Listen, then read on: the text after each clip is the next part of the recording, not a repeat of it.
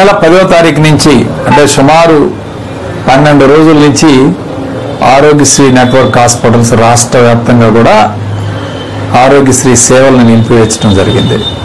ఈరోజు private hospitals అన్నీ కూడా దాదాపు టోటల్గా ఈ రాష్ట్రంలో రోజుకి సుమారు 8,000 నుంచి 9,000 ఆపరేషన్లు ఆరోగ్యశ్రీ కింద జరుగుతూ ఉంటే అన్ని హాస్పిటల్స్ కలిపి దాదాపు ఈ సంఖ్య 3,000కు తగ్గిపోయింది. అంటే 6,000 ఆపరేషన్లు ఈరోజు రాష్ట్రంలో జరగట్లేదు.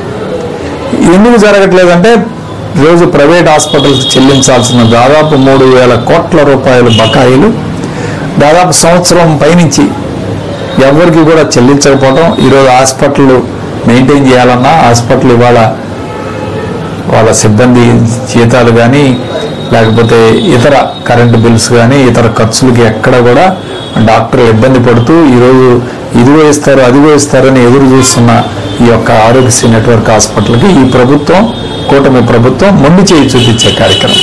గతంలో జగన్మోహన్ రెడ్డి గారి ప్రభుత్వం ఉన్నప్పుడు 3 నెలలకు ఒకసారి రిలీజ్ చేసేవాడు. ఇప్పుడు దాదాపు 11 నెలలు 12 నెలల నుంచి ఈరోజు డబ్బులు ఇచ్చే కార్యక్రమం జరగట్లేదు. ఎక్కడ చూసినా సరే ఇబ్బంది పడే కార్యక్రమం జరుగుతూ ఉంది ఆ నెట్వర్క్ హాస్పిటల్స్.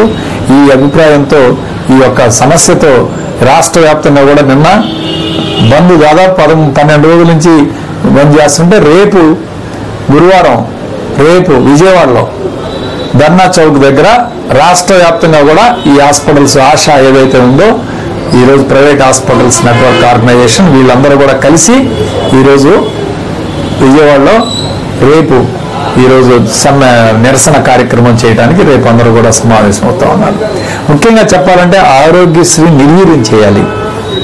ఆరోగ్యశ్రీ అంటే రాజశేఖర రెడ్డి గారు గుర్తొస్తారు లేదా జగన్మోహన్ రెడ్డి గారు గుర్తొస్తారు.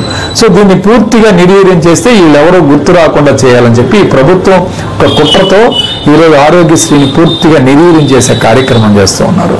రాజశేఖర రెడ్డి గారి పేరు వినపడకూడదు, జగన్మోహన్ రెడ్డి గారి పేరు వినపడకూడదు, అస్సలు వినపడకూడదు అనే ఒక ఆలోచనతో ఈరోజు రాష్ట్ర వ్యాప్తంగా కూడా ఈరోజు ఆరోగ్యశ్రీ సేవలన్నీ నిలిపివేయాలని చెప్పి ఒక కుట్రతో ఈరోజు ఈ ప్రభుత్వం చేస్తున్న కార్యక్రమానికి నిరసనగా నిన్న నర్సరావుపేటలో డాక్టర్లందరూ పెద్ద ఎత్తున చేయడం, ఈరోజు అట్లనే రేపటి నుంచి రాష్ట్ర వ్యాప్తంగా అన్ని హాస్పిటల్స్ ప్రైవేట్ హాస్పిటల్స్ అందరూ కూడా కలిసి ఈరోజు ధర్నా చేయటం, అట్లానే మెడికల్ కాలేజీ వాళ్ళు కూడా వచ్చే వారం నుంచి వాళ్ళు కూడా స్ట్రైక్ పిలుపునిచ్చే కార్యక్రమం లెటర్ ఆల్రెడీ ఇస్తామని చెప్తా ఉన్నారు. వచ్చే వారంలో వాళ్ళు కూడా ఇస్తే టోటల్గా మొత్తం రాష్ట్ర వ్యాప్తంగా మెడికల్ కాలేజీలు ప్రైవేట్ హాస్పిటల్స్ అన్నీ కూడా ఈరోజు పూర్తిగా బంద్ చేసే కార్యక్రమం జరుగుతూ ఉంది.